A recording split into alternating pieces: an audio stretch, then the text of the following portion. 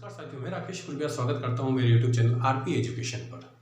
तो हम क्लास 10 का अध्ययन कर रहे थे। क्लास 10 के अंदर साइंस का टॉपिक्स पढ़ रहे हैं, जिसमें मानव पाचन तंत्र में पढ़ा रहा हूं।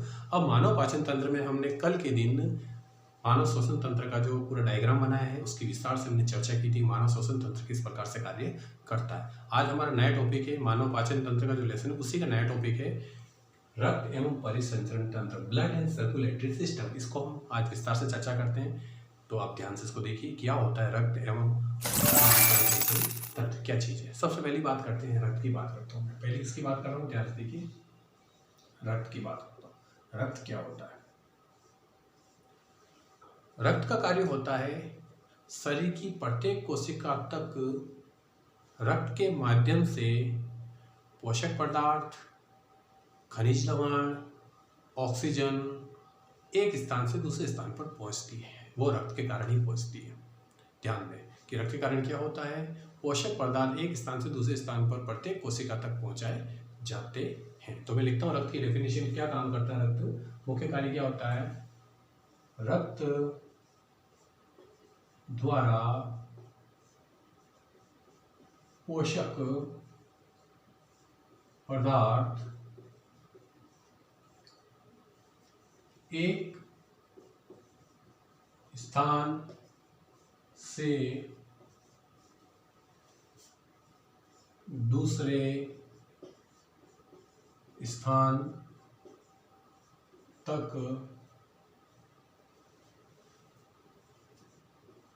पहुंचते हैं। तो रक्त द्वारा पोषक पदार्थ जो होते हैं वो एक स्थान से दूसरे स्थान पर पहुंचते हैं। रक्त ऑक्सीजन को भी हमारे शरीर के प्रत्येक स्थान तक पहुंचाने का काम करता है रक्त। तो ऑक्सीजन का भी आदान प्रदान कौन करता है? रक्त ही करता है। O2 का ऑक्सीजन का आदान प्रदान रक्त ही करता है। तो मेरे हिसाब से ये लाइन आपको समझ में आ गई होगी। दूसरी बात, जिस तरह रक्त एक स्थान से दूसरे स्थान पर हमारे शरीर में पोषक पदार्थों को ले जाता है, उसी तरह से अपशिष्ट पदार्थ जो शरीर की उपापचय क्रियाओं से निर्मित होते हैं, अपशिष्ट पदार्थ और CO2 का उत्सर्जन करने में भी कौन सहायता करता है? रक्त ही सहायता करता है। तो CO2 उत्सर्जन और उपापचयी अपशिष्ट पदार्थों का उत्सर्जन करने में रक्त मदद करता है या सहायता करता है। तो ये बात हुई किसके बारे में मैंने बताया आपको? रक्त के बारे में। आगे चलते हैं हम। क्या मैं बताने वाला हूँ आगे देखिए आप। सेकंड पॉइंट लेता हूँ मैं। रक्त कणिकाएं। क्या होती है रक्त कणिकाएं? समझे। रक्त कणिकाओं का मतलब है रक्त मुख्य रूप से किन किन से मिलकर बना होता है। तो पहली बात समझिए, रक्त हमेशा तरल प्लाज्मा और रक्त कणिकाओं से मिलकर बना होता है। तो रक्त किससे बनता है? तरल प्लाज्मा प्लस रक्त कणिकाएं, इनसे मिलकर किसका निर्माण होता है? रक्त का निर्माण होता है। इन दोनों से मिलकर रक्त का निर्माण होता है।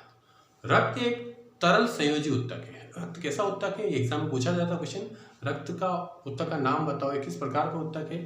तो ये तरल संयोजी उत्तक है। तो रक्त तरल संयोजी उत्तक है।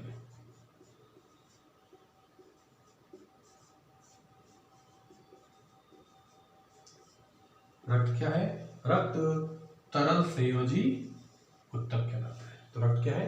तरल संयोजी उत्तक।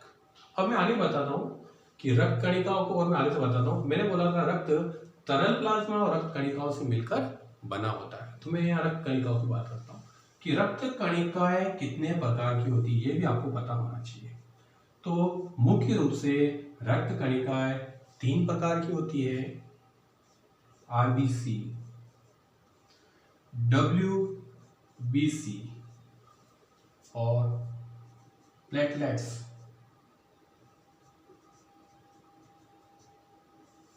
इनसे मिलकर बनती है कौन? रक्त कणिकाएं। RBC, WBC, platelets.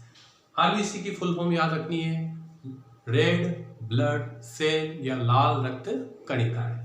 WBC का मतलब व्हाइट ब्लड सेल, यानी कि श्वेत रक्त कणिकाएं। तो WBC को कहते हैं श्वेत रक्त कणिका, इसको बोलते हैं लाल रक्त कणिका। और इसके अलावा क्या पाया जाता है शरीर में रक्त कणिकाओं में? प्लेटलेट्स पाया जाता है। मैं एक के बारे में आपको चर्चा करता हूँ। सबसे पहले आरबीसी की बात करते हैं। आरबीसी के कारण आपका जो ब्लड है वो ऑक्सीजन का परिवहन करता है। किसके कारण? आरबीसी के कारण ही रक्त में ऑक्सीजन का परिवहन होता है। और जो हमारा खून जो होता है, ब्लड जो होता है, वो लाल कलर का हीमोग्लोबिन के कारण दिखाई देता है। किसके कारण दिखाई देता है? हीमोग्लोबिन के कारण ही ब्लड हमारा लाल दिखाई देता है। सेकंड बात करें डब्ल्यूबीसी। डब्ल्यूबीसी का क्या काम होता है? डब्ल्यूबीसी का मुख्य कार्य ये होता है कि जब भी कोई बाह्य प्रतिजन या कोई कीटाणु या बीमारी वाले वायरस या फिर कह सकते हैं बैक्टीरिया जब हमारे शरीर में प्रवेश कर जाते हैं तो डब्ल्यूबीसी उनका भक्षण करती है। तो इसका एक नाम और इसे भक्षण कोशिकाएं भी कहते हैं। भक्षण का मतलब उन्हें नष्ट करके मार देती है, समाप्त कर देती है। तो भक्षण करने का काम डब्ल्यूबीसी करती है। एक तरह से हम कह सकते हैं रोगों से लड़ने की शक्ति देती है डब्ल्यूबीसी। हमारे शरीर में रोगों से लड़ने की शक्ति प्रदान करती है। प्लेटलेट्स की बात करें। प्लेटलेट्स का मुख्य कार्य होता है जब हमारे चोट लग जाती है या हम गिर जाते हैं तो रक्त का थक्का जमाने में प्लेटलेट्स बहुत उपयोगी और हमारी मदद करती है। इस तरह मैंने आपको बताई रक्त कणिकाएं कौन कौन सी होती है? Red blood cell, WBC white blood cell और प्लेटलेट्स। ये आपको जरूर याद करें, पूछा जाता है एग्जाम में। रक्त कणिकाओं के प्रकारों के नाम लिखिए। RBC, WBC, platelets. Red blood cell, श्वेत रक्त कणिका या व्हाइट ब्लड सेल या एक और है प्लेटलेट्स। आगे हम चर्चा करते हैं रक्त के कार्यों के बारे में समझाता हूँ। क्या होते हैं रक्त का कार्य, देखते जाइए आप। रक्त के कार्य की बात करते हैं।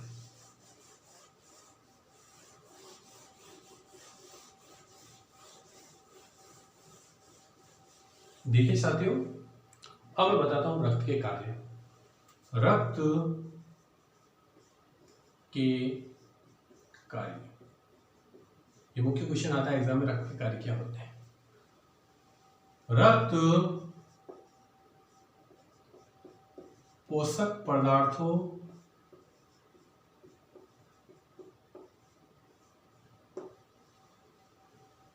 ऑक्सीजन, हार्मोन आदि का परिवहन करता है। परिवहन का मतलब ले जाना। ये मुख्य कार्य होता है रक्त का। रक्त पोषक पदार्थों, ऑक्सीजन और हार्मोन आदि का परिवहन करता है, मतलब एक स्थान से दूसरे स्थान पर रक्त ले जाता है। सेकंड बात करें कार्य में, तो दूसरा कार्य होता है उपापचयी अपशिष्ट पदार्थों व CO2 कार्बन डाइऑक्साइड का उत्सर्जन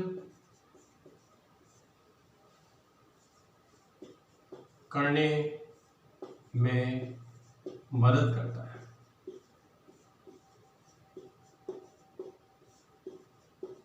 तो मेरे हिसाब से बात आपको समझ में आ गई होगी।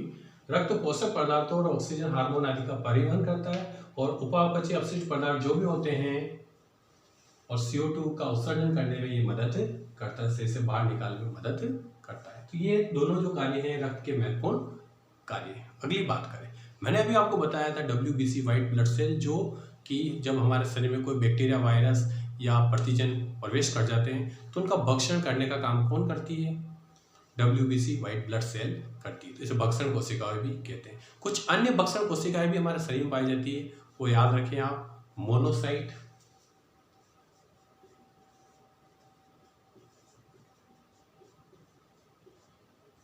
महाभक्षक कोशिकाएं और एक है न्यूट्रोफिल।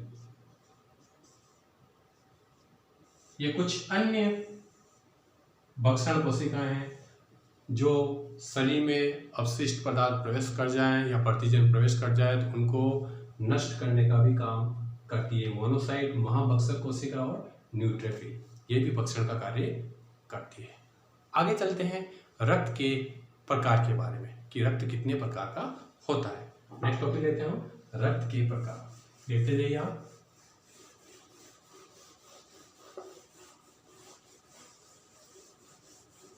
देखिए, मैं बताऊंगा आपको रक्त के प्रकार के बारे में। रक्त के प्रकार, रक्त को 4 प्रकारों में बांटा गया है प्रतिजन की उपस्थिति के आधार पर। यानी कि हमारे शरीर में जो आरबीसी पाई जाती है उसमें जो प्रतिजन पाए जाते हैं उसके आधार पर रक्त को 4 प्रकारों में बांटा गया है। तो प्रतिजन के आधार पर रक्त 4 प्रकार का होता है। पहला ए, दूसरा बी, तीसरा ए बी और चौथा आपका ग्रुप है ओ। तो रक्त के प्रकार कितने होते हैं? ए बी, ए बी और ओ। तो रक्त 4 प्रकार का पाया जाता है। इन सभी की मैं विस्तार से चर्चा जब मैं रीड के और पटवारी के साइंस संबंधी जितने भी क्वेश्चन होंगे उसके अंदर मैं आपकी चर्चा बताऊंगा आपको उसके बारे में। अभी मैंने क्लास 10 के हिसाब से उनके जो कोर्स में जितना मैटर आता है एग्जाम में उतनी ही चर्चा यहाँ कर रहा हूँ। तो आगे आपको विस्तार से इसमें चर्चा और की जाएगी। एक चैप्टर आएगा हमारा एससी के अंदर, उसके अंदर रक्त के बारे में और विस्तार से मैं बताने की कोशिश आपको करूँगा। अभी आप जाने रक्त के प्रकार ए बी, ए बी और ओ 4 प्रकार के होते हैं। ये 4 प्रकार तो हो गए। अब आगे चलते हैं। प्रतिजन के आधार पर एक अन्य कारक और है जिसको बोलते हैं आरएच कारक। कौन सा कारक? आरएच कारक। तो आरएच कारक के आधार पर रक्त 2 प्रकार का होता है। आरएच प्रतिजन, लिख सकता हूं आरएच प्रतिजन की उपस्थिति के आधार पर रक्त 2 प्रकार का होता है।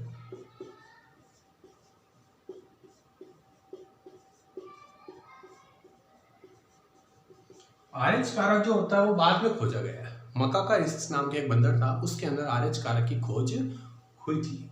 तो मैं आरएच प्रतिजन की उपस्थिति के आधार पर रक्त को 2 प्रकारों में बता रहा हूं। एक होता है धनात्मक आरएच कारक और दूसरा होता है ऋणात्मक आरएच कारक।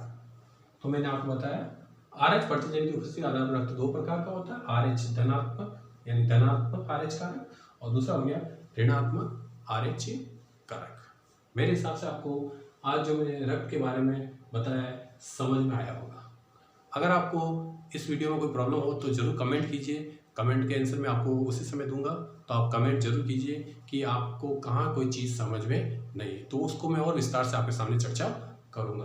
तो आज मैंने जो बताया रक्त के प्रकार ए बी और ओ।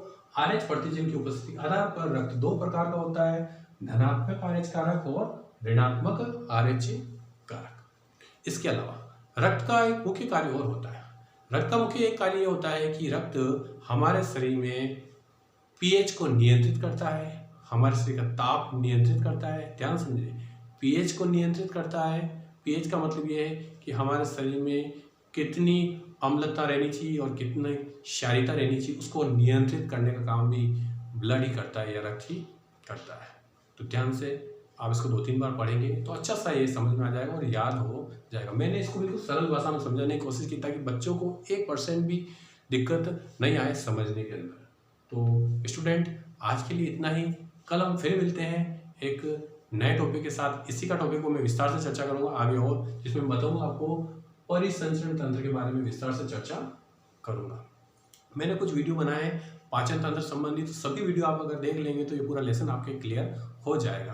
तो मैं आशा करता हूँ कि आपको ये समझ में आ रहा होगा और इसी वीडियो को मैं आगे कंटिन्यू रखते हुए कल अपना नया वीडियो लेके आऊँगा। आज के लिए इतना ही। धन्यवाद। जय हिंद, जय भारत।